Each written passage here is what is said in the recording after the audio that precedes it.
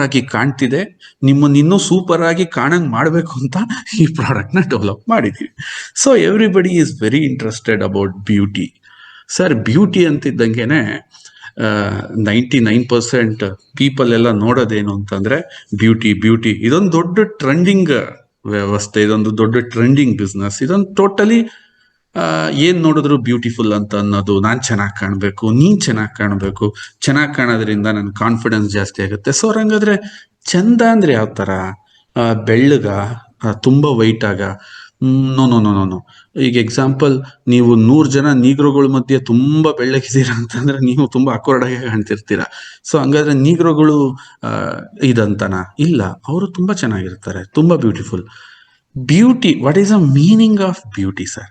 Beauty ಅಂದ್ರೇನು? ನಿನ್ನ ಹತ್ರ ಸೋತಿರೋ ಫೇಸ್ ಇರಬಾರ್ದು. ಸೋಲದಂದ್ರೆ ಸೋಲದಂತೇನು? ನೋಡಕ್ ಮಾತ್ರ ಬೆಳ್ಳಗಿರ್ತೀಯ, ಬರಬಾರ್ದು 300 ರೋಗ ಇರ್ತವೆ, ಹಂಗೆ ಸುಲ್ಟ್ಕೊಂಡು ಹೋಗ್ತಿರ್ತೀಯ, ಮುಖ ಬಿಳಿಚ್ಕೊಂಡಿರುತ್ತೆ, ಸುಸ್ತಾಗ್ತಿರುತ್ತೆ. ಸರ್ ಇದಾ beauty? Nothing not A beauty. Beauty ಅಂತಂದ್ರೆ ಒಳಗಿಂದ ಒಂದು ಚಾರ್ಮ್ನೆಸ್ ಇರುತ್ತೆ, ನಿಜವಾಗ್ಲೂ ರಿಲ್ಯಾಕ್ಸೈಸೇಷನ್ ಆಗಿ, ಡೀಪ್ ಆಗಿ, ರೆಡಿ ಆಗಿ, ಸ್ಟ್ರೆಸ್ ಇಲ್ದಂಗೆ ಬಹಳ ಸಖತ್ತಾಗಿದ್ದಾನೆ ಅಂತ ಇವನ್ ನೋಡಿದ್ರೆ ಕಾಣುತ್ತೆ. ದಟ್ ಈಸ್ ಕಾಲ್ಡ್ ಬ್ಯೂಟಿ ಅಂತ ಅರ್ಥ ಮಾಡ್ಕೊಳ್ಳಿ. ಬ್ಯೂಟಿ ಕಾಣೋದು. ಬ್ಯೂಟಿ ಅಂತಂದ್ರೆ ತುಂಬಾ ನೀನು ಅರೆ ಅವ್ರವ್ರ ಕಲರ್ ಅವ್ರವ್ರಿಗೆ ಚೆನ್ನಾಗಿರತ್ತೆ. ಓಕೆ, ಕಪ್ಪಗಿದ್ದಿದ್ ಬೆಳ್ಳಗಾಗೋದು, ಬೆಳ್ಳಗಿದ್ದಿದ್ ಕಪ್ಪಗಾಗೋದು ಅದ್ಯಾವುದು ಸಾಧ್ಯ ಇಲ್ಲ.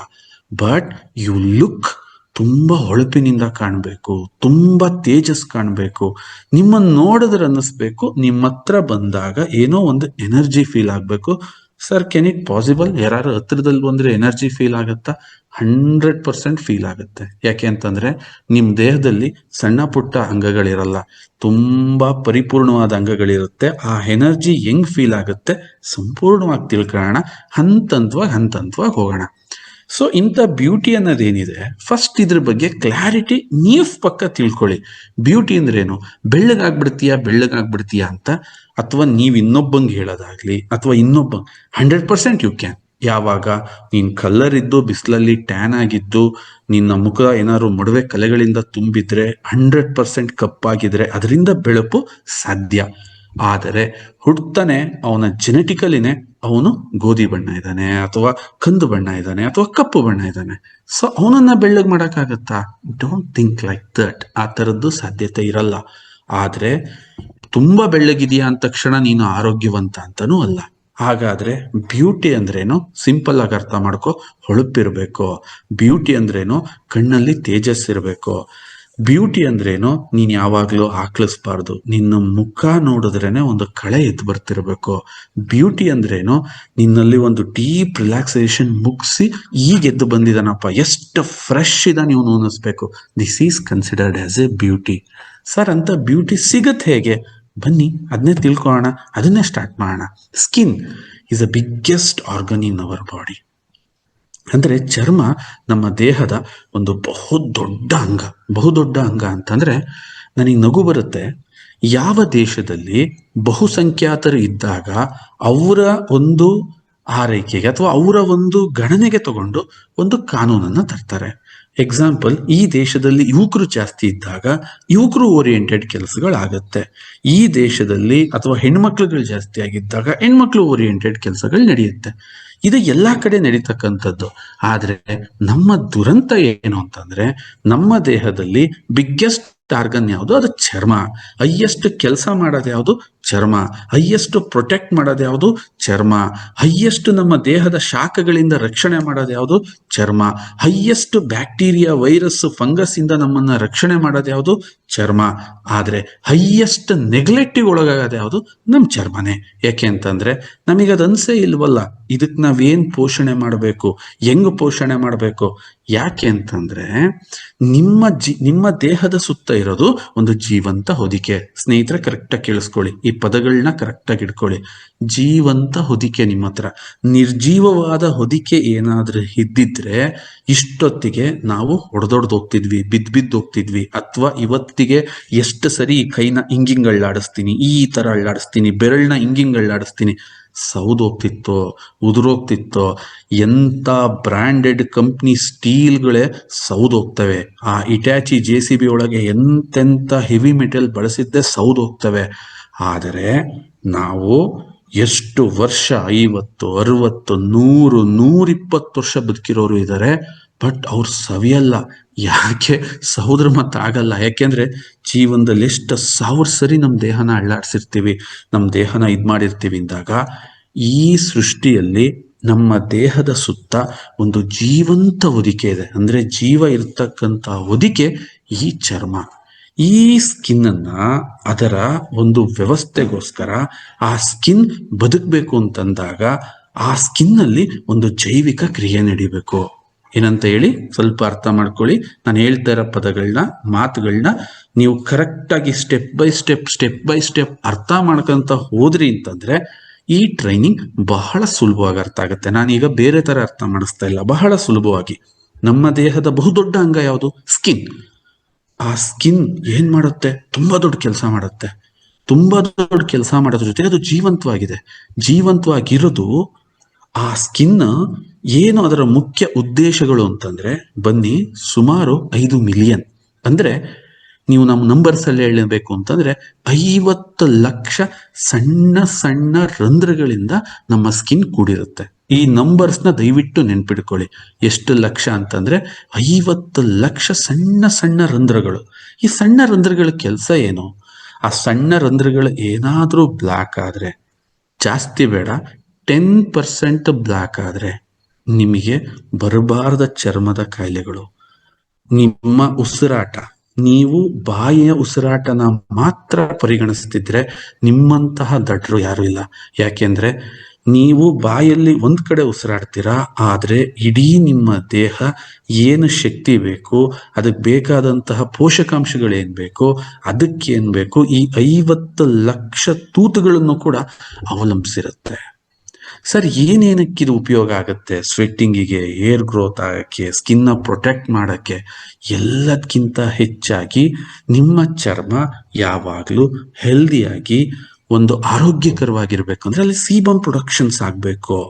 ಜೊತೆಗೆ ಈ ಅಂದ್ರೆ ಆ ಸ್ಕಿನ್ ಹೇಗೆ ದೇಹದ ಎಲ್ಲಾ ಕಡೆಗೆ ರೋಗ ನಿರೋಧಕ ಶಕ್ತಿ ಅಂತ ನಾವು ಮಾತಾಡ್ತೀವೋ, ಅತ್ಯಂತ ಹೆಚ್ಚು ಕೆಟ್ಟ ಬ್ಯಾಕ್ಟೀರಿಯಾಗಳು ನಮಗೆ ಮೊದಲು ಕಾಂಟ್ಯಾಕ್ಟಿಗೆ ಬರೋದೆ ಈ ಸ್ಕಿನ್ಗೆ. ಹೌದಾ ಸರ್? 100%. ಜಸ್ಟ್ ಇಮ್ಯಾಜಿನ್, ನೀವು ಬಳಸತಕ್ಕಂತಹ ಶೂಸ್ನ ನೀವೇನಾದ್ರೂ ಸ್ಮೆಲ್ ನೋಡ್ಬಿಟ್ರೆ, ಯಪ್ಪಾ, ಇಟ್ಸ್ ಅ ವರ್ಸ್ಟ್ ಥಿಂಗ್. ಅದು ನಿಮ್ಮ ಕಾಲಿಗೆ ಟಚ್ಚಿಗೆ ಬರ್ತಿರುತ್ತೆ. ನೀವು ಕುತ್ಕೊಳೋ ಕಾರಿನ ಸೀಟ್ ಒಂದು ಸ್ವಲ್ಪ ನಿಮ್ಮ ಮೂಗ್ನಾಕಲ್ಲಿಗೆ ನೋಡಿ, ಎಷ್ಟು ಕೆಟ್ಟ ಬ್ಯಾಕ್ಟೀರಿಯಾಗಳಲ್ಲೋ ಕೂತಿರ್ತವೆ ಅಂದ್ರೆ ಇಟ್ಸ್ ಎ ಹಾರಿಬಲ್. ಡಿಸ್ಕವರಿ ಅವರು ಒಂದ್ಸರಿ ಅದ್ರ ಬಗ್ಗೆನೇ ಒಂದು ಮಾಡಿದ್ರು. ನಾವು ರಾತ್ರಿ ಮಲಗ್ತೀವಲ್ಲ, ಪಿಲ್ಲೋ ಮಲಗ್ದಾಗ ನಮ್ಮ ಬಾಯಿಂದ ಜೊಲ್ಲಿನ ರಸ ಅಂತಿರುತ್ತೆ ಆ ಪಿಲ್ಲೋಗೆ. ಓಕೆ, ಎಷ್ಟು ಲಕ್ಷ ಬ್ಯಾಕ್ಟೀರಿಯಾಗಳು ಸೂರ್ಸಿರ್ತಾವ ಅದರೊಳಗೆ ಅಂತಂದ್ರೆ, ಇದು ನಾವು ಮಾಡುವ ಇನ್ಫೆಕ್ಷನ್ ಆದ್ರೆ ಆಚೆಗಡೆ ಪ್ರಪಂಚ ನಾನಾ ತರದ ಇನ್ಫೆಕ್ಷನ್ಸ್ಗಳನ್ನ ಆಲ್ರೆಡಿ ಸೃಷ್ಟಿ ಮಾಡಿದೆ. ಹಾನಿಕಾರಕ ರಾಸಾಯನಿಕಗಳು, ಅಯ್ಯೋ ಅದು ಹೇಳಕ್ ಹೋದ್ರೆ ತಲೆ ಕೆಟ್ಟೋಗುತ್ತೆ. ಇಷ್ಟು ಕಠಿಣವಾಗಿರ್ತಕ್ಕಂತಹ, ಅಷ್ಟು ಘೋರವಾಗಿರ್ತಕ್ಕಂತಹ ರಾಸಾಯನಿಕಗಳು ಮೊದಲು ಎಲ್ಲಾದ್ರೂ ನಮ್ಮ ದೇಹಕ್ಕೆ ಟಚ್ ಆಗುತ್ತೆ ಅಂದ್ರೆ ಯಾವುದು? ಚರ್ಮ. ಸೊ ಆ ಚರ್ಮದಲ್ಲಿ ರೋಗ ನಿರೋಧಕ ಶಕ್ತಿ ಇರಬೇಕು. ಇರಲ್ಲ ಅಂತಂದ್ರೆ ಮುಗಿತು ಕತೆ. ತುರಿಕೆ, ಇನ್ಫೆಕ್ಷನ್, ಸರ್ ಆಗ್ತಿಲ್ಲ, ಹಿಂಸೆ, ಎಸ್, ಎಲ್ಲ ರೀತಿ. ಸರ್ ಕರೆಕ್ಟಾಗಿ ಊಟ ಮಾಡ್ತಾ ಇದ್ದೀನಿ ಸರ್, ಕರೆಕ್ಟಾಗಿ ತಿಂಡಿ ತಿಂತಾ ಇದ್ದೀನಿ ಸರ್, ಆದ್ರೆ ಯಾಕ್ಲಿಕ್ಕೆ ನೋಡ್ರಿ ಸರ್, ಸುಸ್ತು ನೋಡ್ರಿ ಸರ್, ನನಗೆ ಯಾಕೋ ಕೆಲಸ ಮಾಡಕ್ಕೆ ಉತ್ಪತ್ತಿನೇ ಯಾಕೆ? ಬನ್ನಿ, ಎನರ್ಜಿಯ ಸೋರ್ಸ್ ಎಲ್ಲಿಂದ ಜನರೇಟ್ ಆಗುತ್ತೆ ನೋಡಿ. ಇಲ್ಲಿ ನಾನು ಫಸ್ಟ್ ಒಂದು 2ನೇ ಪಾಯಿಂಟ್ ಹೇಳ್ತೀನಿ. ವಿಟಮಿನ್ ಡಿ ಸಿಂಥಸೈಸಸ್ ಅಂತ ಕರಿತೀವಿ. ಎಲ್ಲಿಂದ ಬರುತ್ತಿದ್ದು ಸ್ನೇಹಿತರೆ? ವಿಟಮಿನ್ ಡಿ ಯಾವ ಮಾತ್ರೆ ತಗೊಳ್ಳಿ, ನೀವೇನ್ ತಗೊಳ್ಳಿ, ಆದ್ರೆ ನ್ಯಾಚುರಲ್ ವಿಟಮಿನ್ ಡಿ ಇದೆಯಲ್ಲ, ಇದು ಸನ್ಲೈಟ್ ಇಂದ ಬರುತ್ತೆ. ಸರಿ, ಆ ಸನ್ಲೈಟ್ ಇಂದ ಹೋಗೋದಾದ್ರೆ ಎಲ್ಲಿಗೆ? ಇದೇ ಈ ಸಣ್ಣ ಸಣ್ಣ ಸಣ್ಣ ಸಣ್ಣ ರಂಧ್ರಗಳಿದಾವಲ್ಲ, ಈ ಸಣ್ಣ ಸಣ್ಣ ರಂಧ್ರಗಳಿಂದ ನಿಮ್ಮ ದೇಹವನ್ನ ಅದು ಪ್ರವೇಶಿಸ್ಬೇಕಾಗತ್ತೆ. ಎಲ್ಲದಕ್ಕಿಂತ ಹೆಚ್ಚಾಗಿ ಬಾಡಿಯಿಂದ ಪ್ರೊಟೆಕ್ಷನ್ ಆಗ್ಬೇಕು. ಜೊತೆಗೆ ಬಾಡಿಯಿಂದ ಈ ಟೆಂಪರೇಚರ್ ಎಷ್ಟು ಒತ್ತಡಗಳು ಸೃಷ್ಟಿಯಾಗತ್ತೆ ಅಂತ ಸ್ವಲ್ಪ ಯೋಚನೆ ಮಾಡಿ. ಆ ಗಟ್ಟಿಯಾಗಿರ್ತಕ್ಕಂತಹ ಮರ, ನಾವು ಶಾಲೆಯಲ್ಲಿ ಓದಿದ್ವಿ, ಈ ರೈಲ್ವೆ ಕಂಬಿಗಳ ಮಧ್ಯೆ ಗ್ಯಾಪ್ ಯಾಕಿರುತ್ತೆ ಅಂತ ನೆನ್ಪಿದ್ಯಾ ನಿಮ್ಗೆ? ಓದಿದ್ರಿ.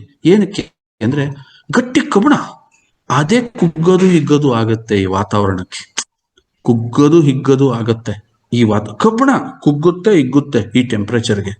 ಅಂಥದ್ರಲ್ಲಿ ಚಳಿಗಾಲ, ಮಳೆಗಾಲ, ಬೇಸಿಗೆಗಾಲ, ಇದಿಷ್ಟು ಟೆಂಪರೇಚರ್ ಇಂದ ನಿನ್ನ ದೇಹವನ್ನ ಪ್ರೊಟೆಕ್ಷನ್ ಮಾಡಬೇಕು ಅಂದ್ರೆ ಯಾವ ಸೂಪರ್ ಡೂಪರ್ ಲೆದರ್ ಜಾಕೆಟ್ ಅಲ್ಲೂ ಸಾಧ್ಯ ಇಲ್ಲ ಸ್ವಾಮಿ. ಈ ಜೀವಂತವಾಗಿರೋ ಹೊದಿಕೆ ಅಷ್ಟು ಕೆಲಸ ಮಾಡ್ತಿರತ್ತೆ. ಜೊತೆಗೆ ನಿನ್ನ ದೇಹಕ್ಕೆ ಏನು ಒಂದು ಸೆನ್ಸೇಷನ್ಸ್ ಬೇಕು. ಎಕ್ಸಾಂಪಲ್, ತುಂಬಾ ನರಮಂಡಲಗಳು. ನಾನು ಹಿಂದೆನೆ ಹೇಳಿದ್ದೆ, ನಮ್ಮ ದೇಹದಲ್ಲಿ ಎಷ್ಟು ಕೂದಲಿದೆಯೋ ಒಂದೊಂದು ಕೂದಲಿಗೂ ಕೂಡ ಒಂದೊಂದು ಪುಟ್ಟ ನರಮಂಡಲ ಕಲೆಕ್ಷನ್ ಇರುತ್ತೆ.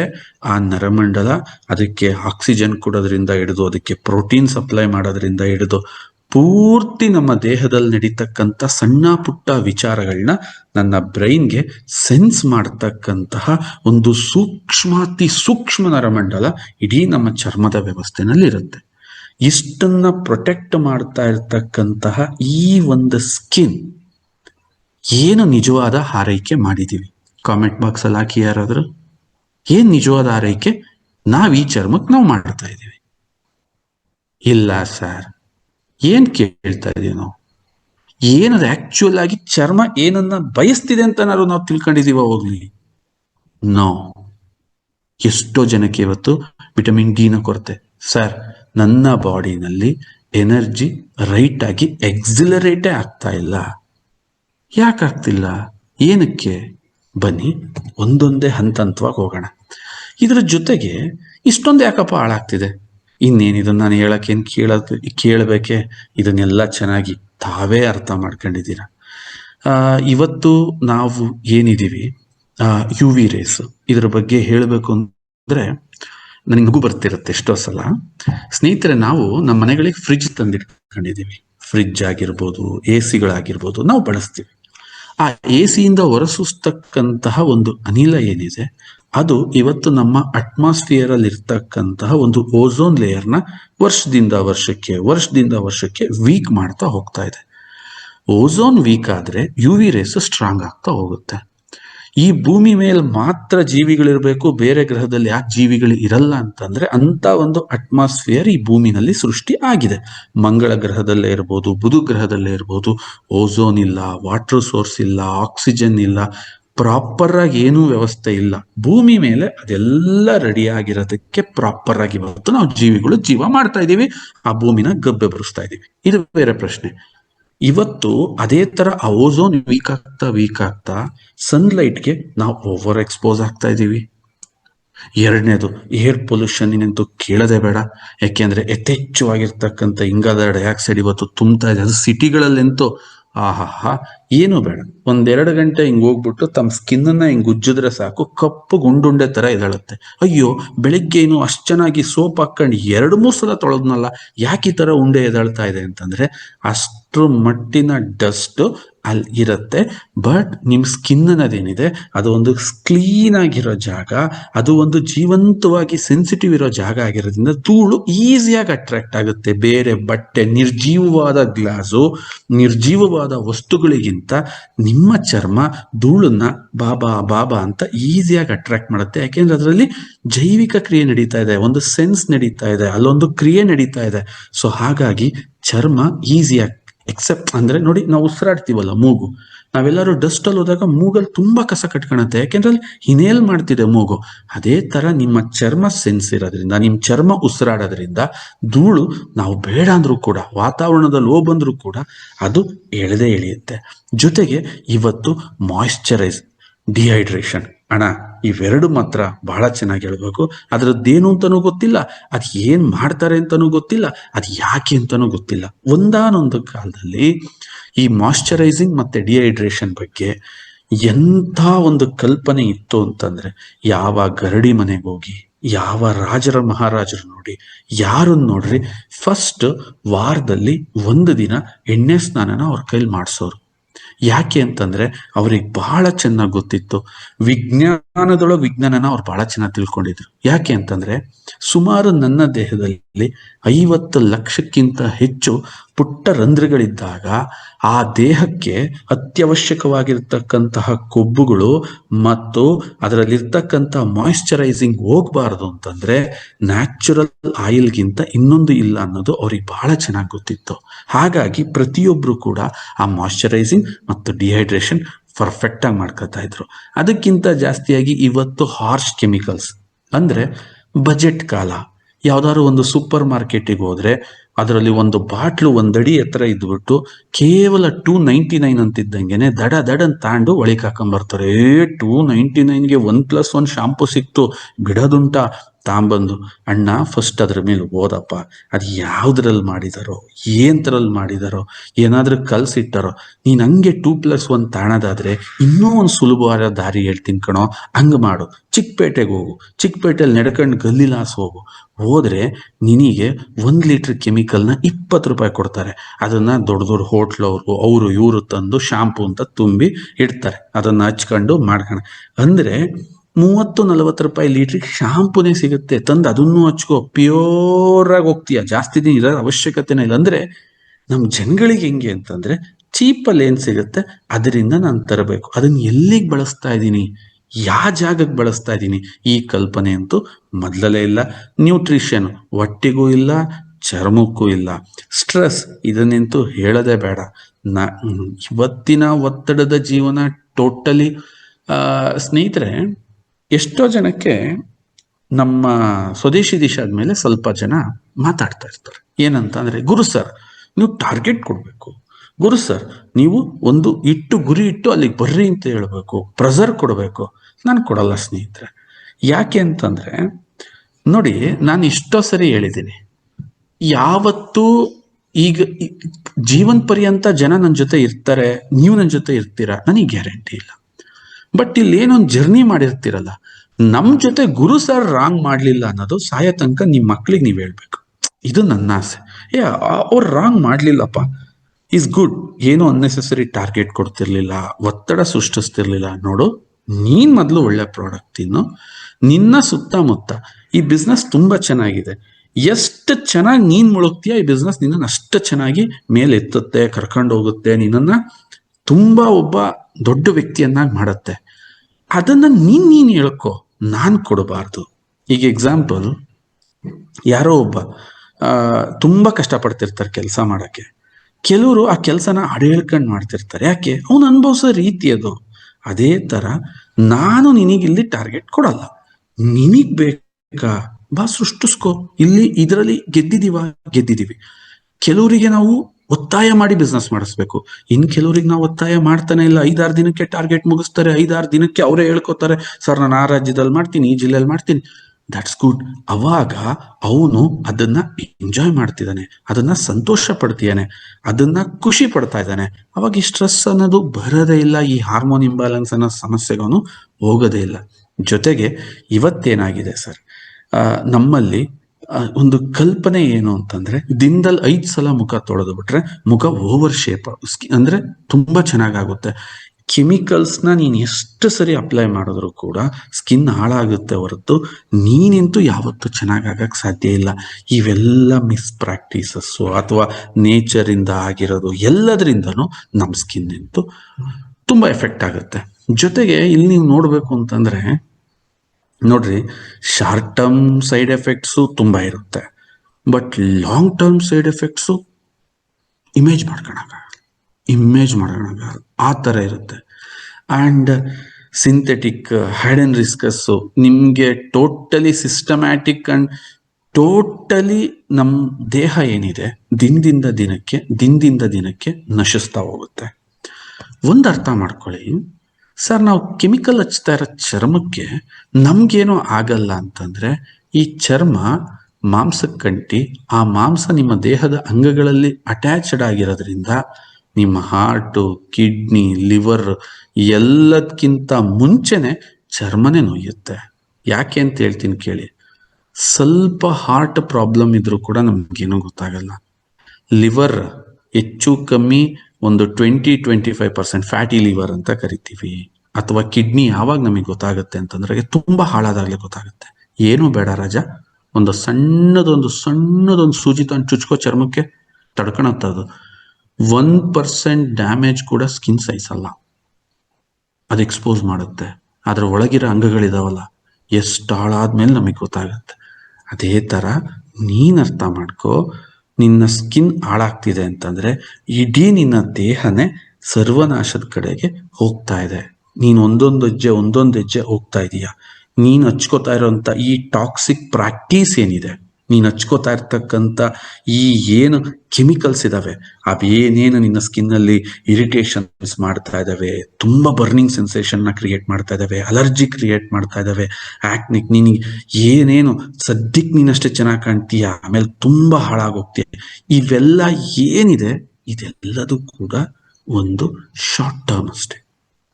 ಬಟ್ ಬಳಸ್ತಾ ನೀನು ದೊಡ್ಡ ಸಮಸ್ಯೆಗೆ ಗುರಿ ಆಗ್ತೀಯ.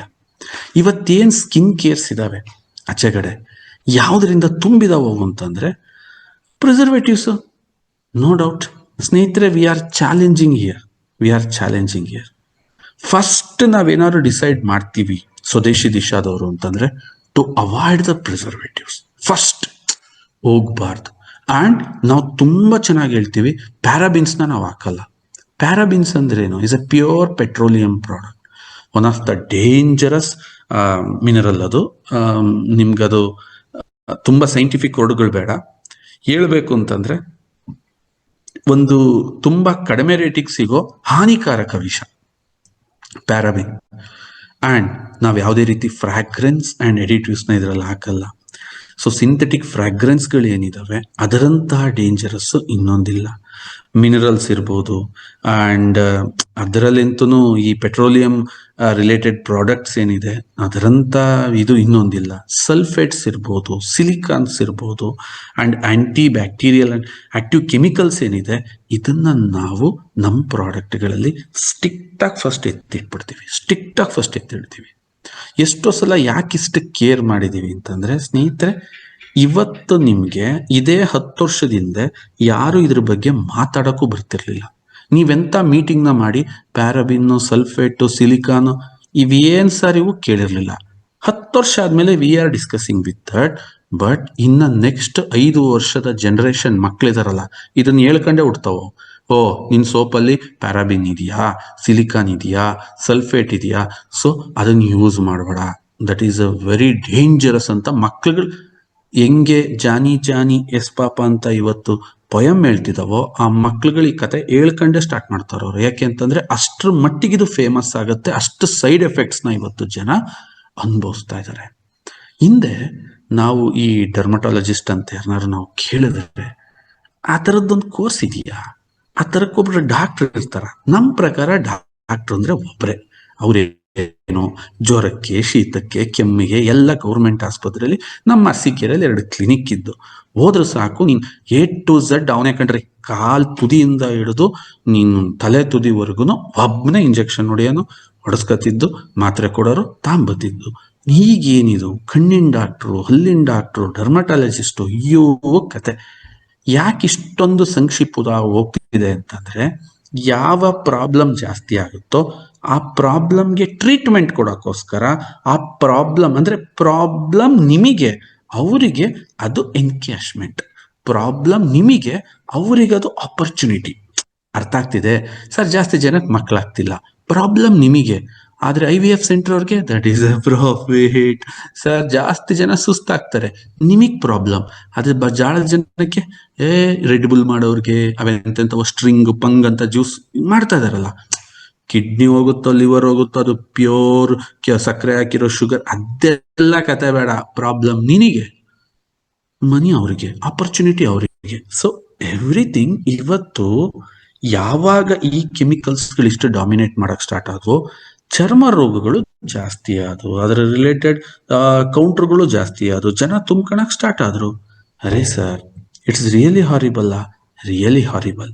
ಇದರಿಂದ ಏನಾಗ್ತಿದೆ ಸ್ನೇಹಿತರೆ, ಬನ್ನಿ ಸ್ವಲ್ಪ ಒಳಗೋಗಿ ತಿಳ್ಕೊಳ್ಳೋಣ. ಇದರಿಂದ ನಿಮ್ಗೆ ಬ್ಲ್ಯಾಕ್ ಹೆಡ್ಸ್ ಜಾಸ್ತಿ ಆಗ್ತಿದೆ, ಸ್ಕಿನ್ ಇನ್ಫೆಕ್ಷನ್ಸ್ ಜಾಸ್ತಿ ಆಗ್ತಿದೆ.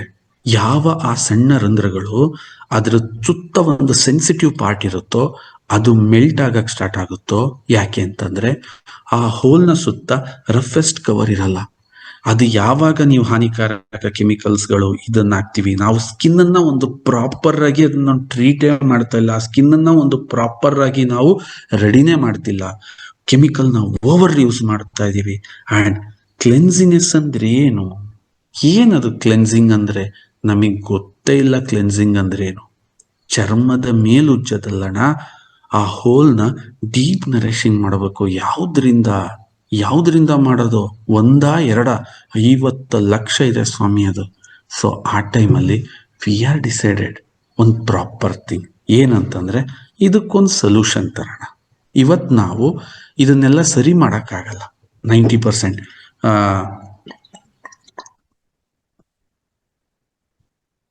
ನಾವು ಆಲ್ರೆಡಿ ನಮ್ಮ ಕಡೆಯಿಂದ ಏನ್ ಗುಡ್ ಕ್ವಾಲಿಟಿ ಪ್ರಾಡಕ್ಟ್ ಕೊಡಬೇಕು ಕೊಟ್ವಿ. ಆದರೆ ಸರ್, ನಿಜವಾದ ಚರ್ಮದ ಆರೈಕೆ ಯಾವುದರಿಂದ ಆಗಬೇಕು, ಎಲ್ಲಿಂದ ಆಗಬೇಕು? ಇದ್ರ ಬೇಸ್ ಫಸ್ಟ್ ಸರಿ ಆಗಬೇಕು. ಮೊದಲು ದೇಹದಲ್ಲಿರ್ತಕ್ಕಂತಹ ಪ್ರತಿಯೊಂದು ಈ ದೊಡ್ಡ ಅಂಗಕ್ಕೆ ಒಂದು ಸಂಪೂರ್ಣ ಆರೈಕೆ ಆಗಬೇಕು. ನಿಮ್ಮ ಬೆನ್ನಿನ ಹಿಂದೆ, ಕುತ್ತಿಗೆ ಹಿಂದೆ ಹಿಡಿದು ಕಿವಿಯ ಮೇಲಿನ ಚರ್ಮದಿಂದ ಹಿಡಿದು ಈ ರಟ್ಟೆಯ ಹಿಂದಿನ ಚರ್ಮದಿಂದ ಹಿಡಿದು ನಿಮ್ಮ ಪೂರ್ತಿ ದೇಹದ ಒಂದು ದೊಡ್ಡ ಅಂಗದ ಆರೈಕೆ ನಡಿಬೇಕು. ಯಾವಾಗ ನೀವು ಬರೀ ನನ್ನ ಮುಖ ಮಾತ್ರ ಚೆನ್ನಾಗಿ ಕಾಣುತ್ತೆ ಅಂತ ಮುಖಕ್ಕೆ ಮಾತ್ರ ಆರೈಕೆ ಮಾಡಿದ್ರೆ ಆ ಭಾಗದ ಚರ್ಮ ಏನ್ ಮಾಡಿತ್ತು ನಿಮ್ಗೆ? ಸರ್, ಅದು ಯಾರಿಗೂ ಕಾಣಲ್ಲ ಅಂತ ಮುಚ್ಚಿಟ್ರೆ ಅದಲ್ಲ. ಈ ಸಂಪೂರ್ಣ ಭಾಗದ ಆರೈಕೆ ಯಾವುದರಿಂದ ಮಾಡಬೇಕು? ನಾವು ಸ್ಟಡಿ ಸ್ಟಾರ್ಟ್ ಮಾಡಿದ್ವಿ, ತುಂಬಾ ಡೀಪ್ ಆಗಿ ಹೋದ್ವಿ. ಸೊ ಅದನ್ನ ಹೋಗಿ ಇಂಟ್ರೊಡ್ಯೂಸ್ ಮಾಡಿದ್ದೆ ಈ ಕೇರಾಮೃತ್ ಬ್ಯೂಟಿ ಆಯಿಲ್. ಸ್ನೇಹಿತರೆ, ಎಲ್ಲದಕ್ಕಿಂತ ಹೆಚ್ಚಾಗಿ ಈ ವರ್ಜಿನ್ ಕೋಕೋನಟ್ ಆಯಿಲ್ನ ಅದ್ಭುತ ಏನು ಅಂತಂದ್ರೆ, ನಿಮ್ಗೆಲ್ಲರಿಗೂ ಗೊತ್ತು, ಕ್ಲೆನ್ಸ್ ಮಾಡೋದ್ರಲ್ಲಿ ಇದು ಮಾಸ್ಟರ್. ಇವತ್ತು ಭೂಮಿಯ ಮೇಲೆ ಹೈಯೆಸ್ಟ್ ಯಾವುದಾದ್ರೂ ಒಂದು ಎಣ್ಣೆ, ಕೆಟ್ಟೋಗಿರೋ ಎಣ್ಣೆಗೂ ದುಡ್ಡಿದೆ ಅಂತಂದ್ರೆ ಅದು ಕೋಕೋನಟ್ ಆಯಿಲ್ಗೆ. ಎಷ್ಟೋ ಸರಿ ನಾನು ನಿಮಗೆ ಇದನ್ನ ಬಿಡಿಸಿ ಹೇಳ್ತಿರ್ತೀನಿ, ಮತ್ತೆ ಇನ್ನೂ ಒಂದ್ಸಲ ಹೇಳ್ತೀನಿ, ಅರ್ಥ ಮಾಡ್ಕೊಳಕ್ ಟ್ರೈ ಮಾಡಿ. ಈ ಕಡ್ಲೆಕಾಯಿ ಕೆಟ್ಟೋದ್ರೆ ಎಸಿತಾರೆ, ಅದನ್ನೇನು ಪ್ರೋಸೆಸ್ ಮಾಡಿ ಕೆಟ್ಟೋಗಿರೋ ಕಡ್ಲೆಕಾಯಿ ಎಣ್ಣೆ ಅನ್ನಕ್ ಬರಲ್ಲ. ಎಳ್ಳು ಕೆಟ್ಟೋದ್ರೆ ಮುಗೀತು, ಎಸಿಬೇಕಷ್ಟೇ. ಕೆಟ್ಟೋಗಿರೋ ಎಳ್ಳೆಣ್ಣೆ ಅದಕ್ಕೆ ಲೈಫ್ ಇಲ್ಲ. ಅದನ್ನ ಯಾರು ಎಕ್ಸೆಪ್ಟ್ ತಗೊಳೋದು ಇಲ್ಲ ಯಾರು. ಅದಕ್ಕೊಂದು ಮಾರ್ಕೆಟ್ ಅಂತಿಲ್ಲ. ಆದ್ರೆ ಕೆಟ್ಟೋಗಿರೋ ಕೊಬ್ಬರಿ ಎಣ್ಣೆಗೊಂದು ಮಾರ್ಕೆಟ್ ಇದೆ. ಅದು ಎಷ್ಟರ ಮಟ್ಟಿಗೆ ಡಿಮ್ಯಾಂಡ್ ಇದೆ ಅಂತಂದ್ರೆ, ನೀವು ಎಷ್ಟು ಬಿದ್ದು ನಗ್ತೀರಾ ನೀವು ಹೇಳಿದ್ರೆ ಅಂತಂದ್ರೆ, ಇವತ್ತು ಫ್ರೆಶ್ ಕಡ್ಲೆಕಾಯಿ ಬೀಜ ಏನ್ ರೇಟ್ ಇದೆಯೋ ಅದೇ ರೇಟು ಕೆಟ್ಟೋಗಿರೋ ಕೊಬ್ಬರಿಗೆ ಇದೆ ಇವತ್ತು.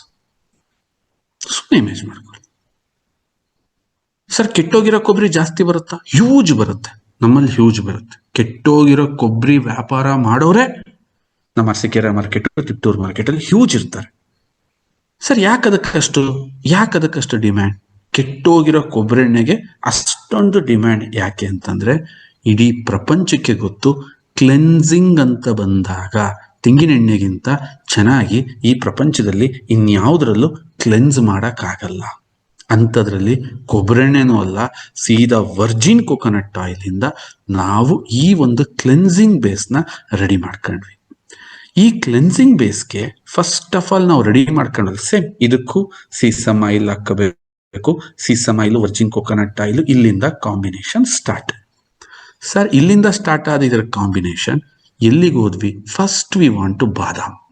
ಇದಕ್ಕೆ ಬಾದಾಮ್ನ ಹಾಕಬೇಕು. ಓಕೆ, ಬಾದಾಮಿಂದ ಏನಾಗುತ್ತೆ?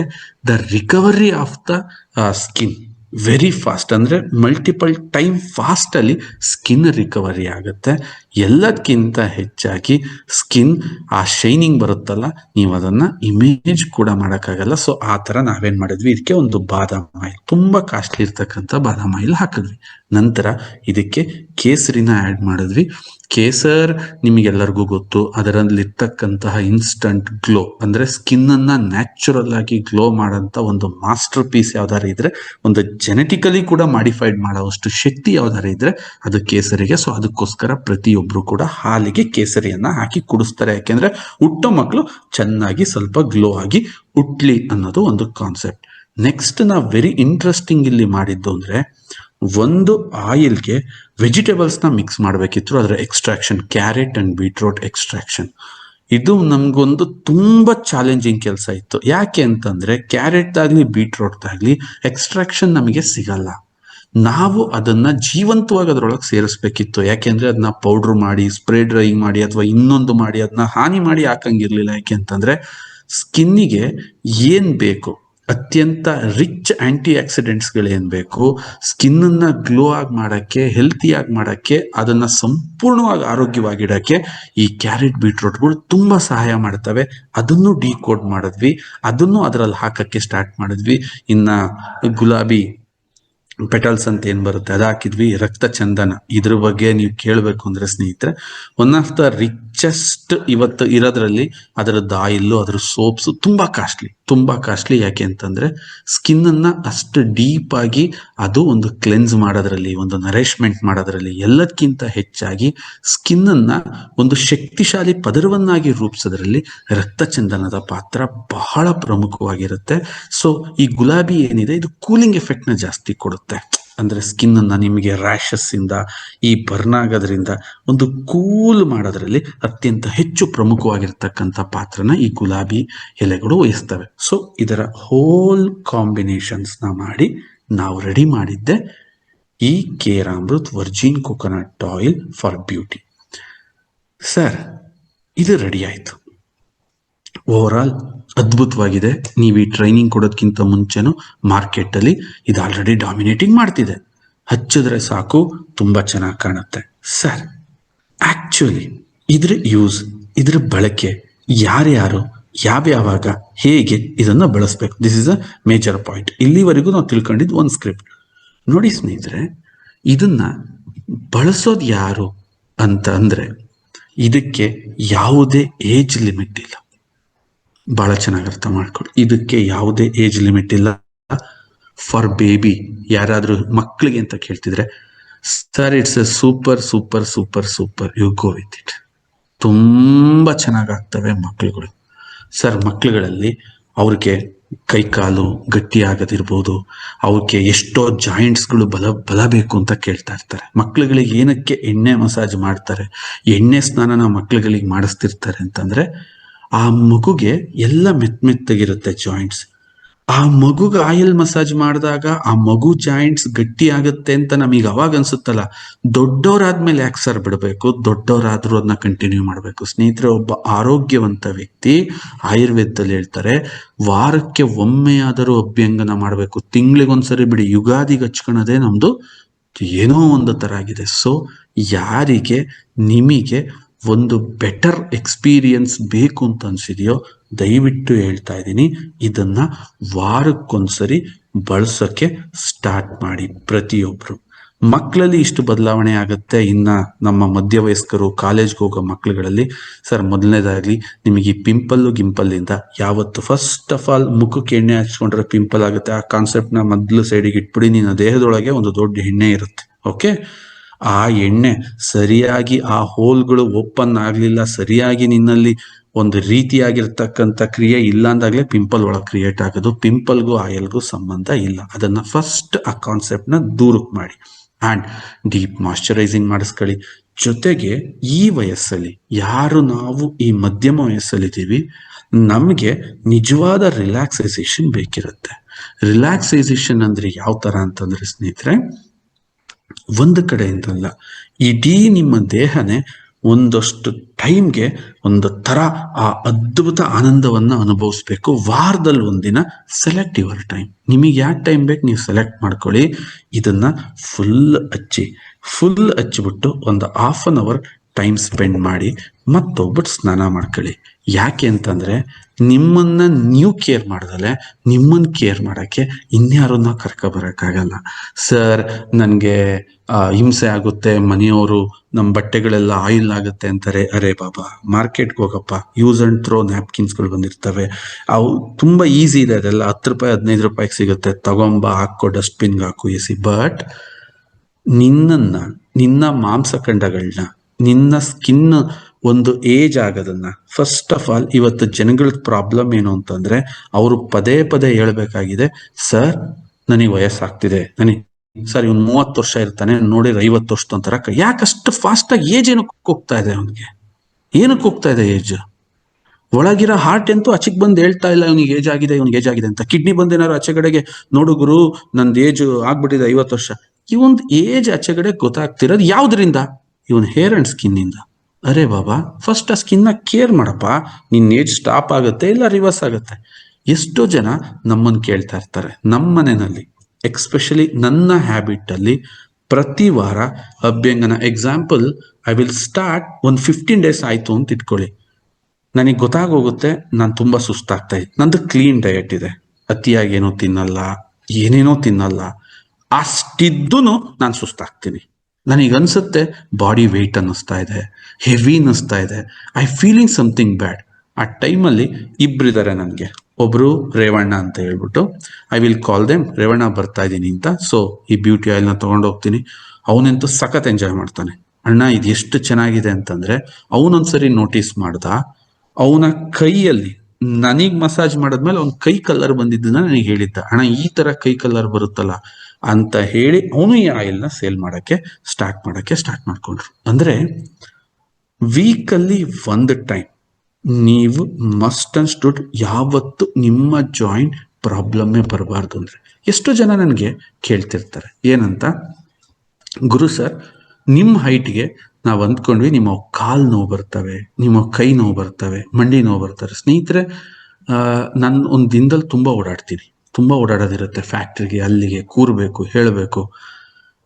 ಹೈಟ್ ಇದ್ದ ಜನಗಳಿಗೆ ಈ ಪ್ರಾಬ್ಲಮ್ ಇರುತ್ತೆ. Still I didn't have any body pine.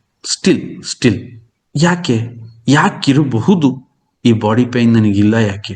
Because ನಾನು ಪ್ರತಿ ವಾರ ಏನ್ ಬೇಕಾದ್ರೂ ತಪ್ಪಿಸ್ತೀನಿ. ಆದರೆ ನಾನು ಅಭ್ಯಂಗನ ಮಾಡೋದನ್ನ, ಬ್ಯೂಟಿ ಆಯಿಲ್ ಇಂದ ನನ್ನನ್ನ ನಾನು ಫುಲ್ ನೆನಾಕೊಂಡು, ಆಕ್ಚುಲಿ ನೀವು ತುಂಬಾ ಆಶ್ಚರ್ಯ ಪಡ್ತೀರಾ, ಅವನೊಂದ್ ಬಾಟ್ಲು ತಗೊಳೋದೇ ಇಲ್ಲ ನನಗೆ. ಅವನ್ ಗುರಣ್ಣ ಇದೆಲ್ಲ ತರಬೇಡ, ನೀನ್ ಅರ್ಧ ಲೀಟ್ರಿಗೆ ಹಾಕೊಂಬಂದ್ಬಿಡು, ಯಾಕೆಂದ್ರೆ ಅವ್ನು ಮುಗಿಯೋದ್ ನೋಡ್ಬಿಟ್ರೆ ನೀವು ಅಷ್ಟು ಎಣ್ಣೆ ಹಾಕೋದ್ವಿ. And that is a secret. ನನಗೆ ಇವತ್ತು ಕೂಡ ಏಜ್ ಇಷ್ಟ ಆಗ್ತಾ ಇದೆ ಅಂತಂದ್ರೆ ಯಾರು ನಂಬ್ತಾ ಇಲ್ಲ. ಯಾಕೆ ಅಂದ್ರೆ ಏಜ್ ಅನ್ನ ಸ್ಟಾಪ್ ಮಾಡುತ್ತೆ ಅಥವಾ ರಿವರ್ಸ್ ಮಾಡುತ್ತೆ. ಆ ಸ್ಕಿನ್ ಅಲ್ಲಿಗೆ ಹೋಗಿ ಬರ್ತೀನಲ್ಲ, ಬರೀ ಕಾರ್ ಹುಡ್ಕೊಂಡ್ ಬರಕ್ ಆಗ್ತಿರಲ್ಲ, ನನಗೆ ಕಾರ್ ಹುಡ್ಕೊಂಡ್ ಬರಕ್ ಆಗ್ತಿರಲ್ಲ. ಯಾಕೆ ಅಂತಂದ್ರೆ ಅಷ್ಟು ನಿದ್ದೆ ಎಳಿತಾ ಇರುತ್ತೆ. ಬಂದು ಜಸ್ಟ್ ಅವತ್ತ ರಾತ್ರಿ ನೀಲ ಹೇಳ್ತಾ ಇರ್ತಾಳೆ ಏನಂತಂದ್ರೆ, ನಿನಗೆ ಎಚ್ಚರ, ನಿನಗೆ ಏನಾಗ್ತಿದೆ ಅಂತ ಗೊತ್ತಿರಲ್ಲ, ಹಂಗ್ ಮಲಗಿದ್ದೆ. ಹೌದು. ಅದ್ರ ಮಾರನೇ ದಿನ ಬೆಳಗ್ಗೆ ಎದ್ದು ನನ್ನ ಸ್ಕಿನ್ ಗ್ಲೋ ಮತ್ತೆ ನಾನು ನೋಡೋದು, ಆ ಎನರ್ಜಿ ನನ್ನಲ್ಲಿ ಕಲೆಕ್ಟ್ ಆಗುತ್ತಲ್ಲ, ಐ ಕಾಂಟ್ ಇಮ್ಯಾಜಿನ್. ಇನ್ನ ವಯಸ್ಸಾಗಿರೋರ್ಗಿಂತೂ ಸರ್ ಅವ್ರಿಗೆ ಎಷ್ಟು ಮಟ್ಟಿನ ಒಂದು ಗ್ಲೋನೆಸ್ ಬರುತ್ತೆ, ಆ ರಿಂಕಲ್ಸ್ ಎಷ್ಟು ಕಡಿಮೆ ಆಗ್ತವೆ. ಯಾಕೆ ಅಂದ್ರೆ ಇದನ್ನೇನು ಈ ಪ್ರಿಪರೇಷನ್ ಮಾಡಿದೀವಿ, ದ ಮೇಜರ್ ಡಾರ್ಕ್ ಸರ್ಕಲ್ಗಳು ಹೋಗ್ಬೇಕು, ಡಾರ್ಕ್ ಸ್ಪಾಟ್ಗಳು ಹೋಗ್ಬೇಕು, ರಿಂಕಲ್ಸ್ಗಳು ಹೋಗ್ಬೇಕು. ಟೋಟಲಿ ಅವನ ಒಂದು ಸ್ಕಿನ್ ಏನಿದೆ ಅದು ತುಂಬಾ ಹೆಲ್ದಿಯಾಗಿ ಲವಲವಿಕೆಯಿಂದ ಅವನಿಗೆ ಅದು ತುಂಬಾ ಆಕ್ಟಿವ್ ಆಗಿರ್ಬೇಕು. ಅದು ಯಾರಾಗಿರ್ಲಿ ಸರ್. ಹಂಗಾರೆ ಮಗುಗೆ ಅಡಲ್ಟ್ಗೆ ಅಂತ ನಾವಿಲ್ಲಿ ಬೇರೆ ಮಾಡಕ್ ಹೋಗಿಲ್ಲ.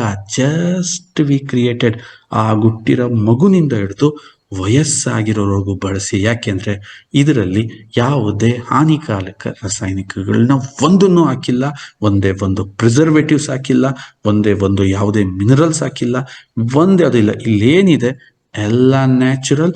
ಇದು ನಾವೇ ಕ್ರಿಯೇಟ್ ಮಾಡಿರೋದು, ನಾವೇ ಪ್ರಿಪೇರ್ ಮಾಡಿರೋದು. ಆದ್ರಿಂದ ಇದನ್ನ ನೀವು ಬಳಸಿದಷ್ಟು ನಿಮ್ ಸ್ಕಿನ್ ಗ್ಲೋ ಆಗುತ್ತೆ, ತುಂಬಾ ಎನರ್ಜೆಟಿಕ್ ಇರುತ್ತೆ, ತುಂಬಾ ಆಕ್ಟಿವ್ ಇರುತ್ತೆ, ಜೊತೆಗೆ ಒಂದು ಡೀಪ್ ರಿಲ್ಯಾಕ್ಸೇಷನ್ ಸಿಗುತ್ತೆ. Sir, I want to move fast. ನಾನು ತುಂಬಾ ಫಾಸ್ಟ್ ಆಗಿ ಆಚೆ ಕಡೆ ಹೋಗ್ಬೇಕು, ರೆಡಿ ಆಗ್ಬೇಕು. ಸೊ ನನಗೆ ಮಸಾಜ್ ಮಾಡ್ಕೊಳ್ಳೋ ಅಷ್ಟು ಟೈಮ್ ಇಲ್ಲ. So every 2 days once, every 2 days ಅರ್ಥ ಮಾಡ್ಕೊಳ್ಳಿ. ನಿನ್ನ ದೇಹದ ಯಾವ್ಯಾವ ಭಾಗ ಸನ್ಲೈಟ್ಗೆ ಜಾಸ್ತಿ ಎಕ್ಸ್ಪೋಸ್ ಆಗುತ್ತೋ ಇದನ್ನ ಹಚ್ಚಿ ಅರ್ಧ ಗಂಟೆ ಬಿಟ್ಬಿಟ್ಟು ನೀನ್ ಇದನ್ನ ಯೂಸ್ ಮಾಡ್ಕೋಬಹುದು. ನಿನ್ನ ಸ್ಕಿನ್ ಇನ್ನೂ ಕೂಡ ಹೆಲ್ತಿ ಆಗುತ್ತೆ. ಈ ಕುತ್ತಿಗೆ ಭಾಗ, ಕೈ ಭಾಗ, ಕಾಲ್ ಭಾಗ. ಬಟ್ ನನ್ನ ಸಜೆಷನ್, ಯು ಗೋ ಅಭ್ಯಂಗನ.